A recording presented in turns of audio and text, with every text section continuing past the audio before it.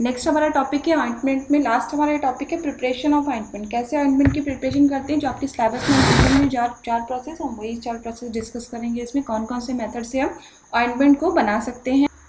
तो 4 मेथड्स हैं ऑइंटमेंट बनाने की: trituration method, fusion method, chemical reaction method and emulsification method. तो हम अब एक एक करके सारे मेथड्स डिस्कस करते हैं। पहला मेथड है हमारा ट्रैचुरेशन मेथड। ट्रैचुरेशन मीन्स ट्रैचुरेट करें किसी को, जैसे आप लोग वाटर पेस्टल में पेस्टल के थ्रू ट्रैचुरेट करते हैं ना, आपने पाउडर्स को ट्रैचुरेट किया होगा, पाउडर्स को स्मॉल पार्टिकल्स में तोड़ा होगा, जब पाउडर आपने बनाया होगा लैब में तो उसमें ट्रैचुरेशन प्रोसेस की होगी, तो वही है ट्रैचुरेट, उसी को बोला गया ट्रैचुरेट। बट यहाँ पे ऑइंटमेंट को कैसे बनाते हैं? The method is used when base is soft and the medicament is insoluble in the base। तो आपको जैसे पता है कि ऑइंटमेंट में क्या होता है, एक ऑइंटमेंट में जो एक ऑइंटमेंट बेस होता है, दूसरा क्या होता है हमारा, उसमें मेडिकामेंट यूज होता है। ठीक है, इसके अलावा उसमें प्रिजर्वेटिव्स भी यूज होते हैं, एंटीऑक्सीडेंट्स भी यूज होते हैं।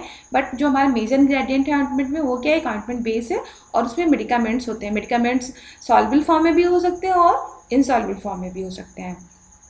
ट्रैचुरेशन मेथड हम कब यूज़ करते हैं? जब हमारा जो ऑइंटमेंट बेस हो वो सॉफ्ट हो और जो हम मेडिकामेंट उसमें ऐड करेंगे वो क्या हो, बेस में इनसॉल्युबल हो। तो for the uniform distribution of medicament it become necessary to reduce the medicament to fine powder. तो यूनिफॉर्मली डिस्ट्रीब्यूट करने के लिए, जैसा कि आपको पता है कि मेडिकामेंट क्या इनसॉल्युबल है, यानी कि वो उसमें क्या रहेगा, डिस्पर्स रहेगा ऑइंटमेंट बेस में। लेकिन यूनिफॉर्म डिस्ट्रीब्यूशन के लिए हमें क्या चाहिए, जो मेडिकामेंट्स हैं हमको उनको फाइनली डिवाइडेड फॉर्म में क्या करना पड़ेगा, रिड्यूस करना पड़ेगा। मीन्स को फाइन पाउडर में मेडिकामेंट को रिड्यूस करना पड़ेगा। तो प्रोसीजर क्या होता है, ट्रैचुरेशन हम कैसे करते हैं? सबसे पहले क्या करते हैं, जो हमारा मेडिकामेंट है जिसे हम ऑइंटमेंट बेस में मिक्स करेंगे, वो उससे हम क्या करते हैं, पहले फाइनली डिवाइड पाउडर कर लेते हैं, पाउडर फॉर्म में बना लेते हैं। ठीक है, उसका साइज रिड्यूस कर देते हैं। साइज रिड्यूस करने से क्या होगा, हमारा जो मेडिकामेंट होगा उसका यूनिफॉर्म डिस्ट्रीब्यूशन होगा, क्योंकि पार्टिकल साइज का होगा छोटे होंगे। फिर उसके बाद क्या करेंगे, हमने सॉलिड मेडिकामेंट को पाउडर फॉर्म में बना लिया। अब दूसरा स्टेप क्या है, अब हमें क्या करना है, हमें जो ऑइंटमेंट बेस है उसकी जितनी क्वांटिटी चाहिए हम उसको वे कर लेंगे।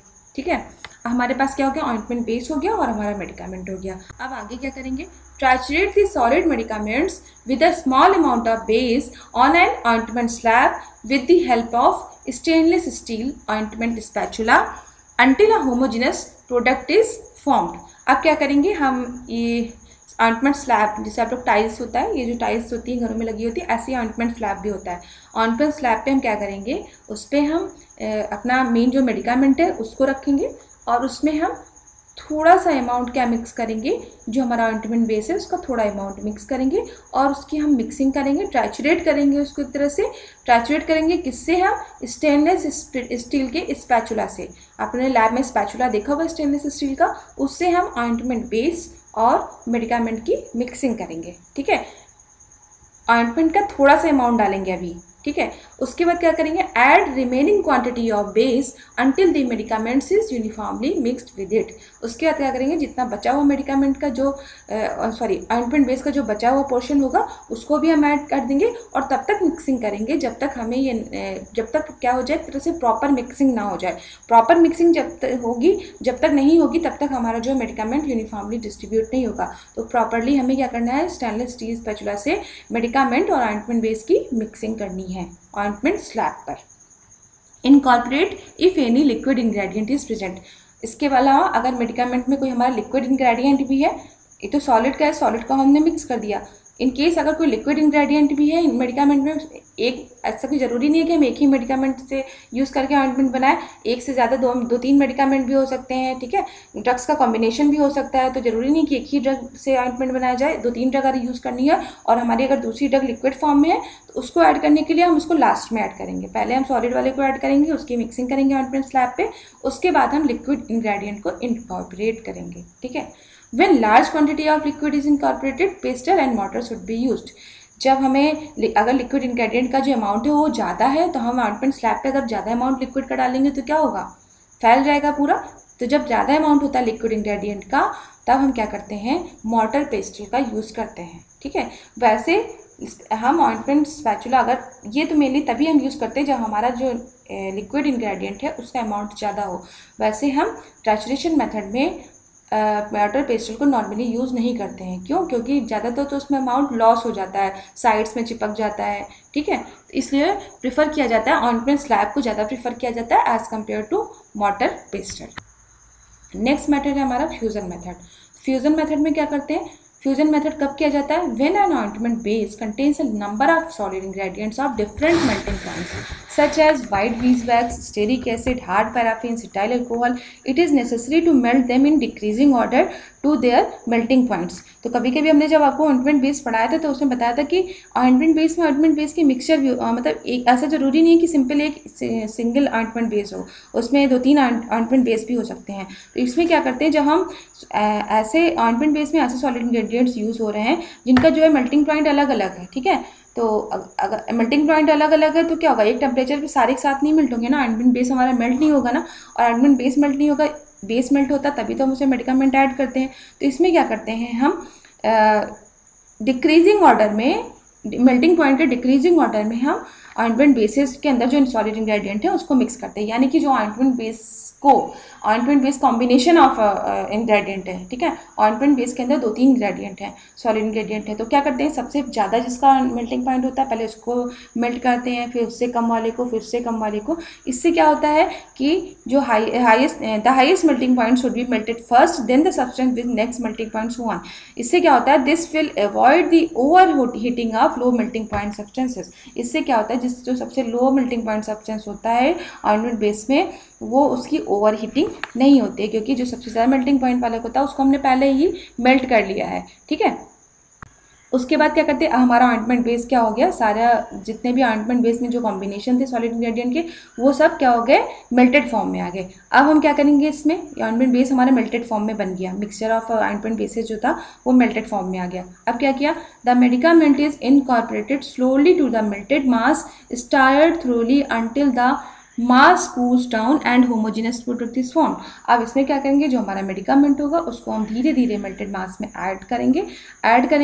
कब तक ऐड करेंगे, जब तक हमारा जो मेल्टेड मास है वो क्या ना हो जाए, ठंडा ना हो जाए, कूल्स डाउन ना हो जाए और हमारा होमोजेनस प्रोडक्ट ना बने, ठीक है। इन केस, इसमें भी क्या है, in case any liquid ingredient is to be incorporated, that should be heated to the almost to the same temperature as the melted mass. तो इसमें भी जो, अगर हमें कोई लिक्विड इंग्रेडिएंट यूज़ करना है तो उसको भी हम हीट करते हैं कहाँ तक, जितना कि हमारा जो है मेल्टेड मास का टेम्परेचर होता है उतना तक हीट करने के बाद उस लिक्विड इंग्रेडिएंट को तब मिक्स किया जाए। तो 4 मेथड्स हैं ऑइंटमेंट बनाने की, trituration method, fusion method, chemical reaction method and emulsification method. तो हम अब एक एक करके सारे मेथड्स डिस्कस करते हैं। पहला मेथड हमारा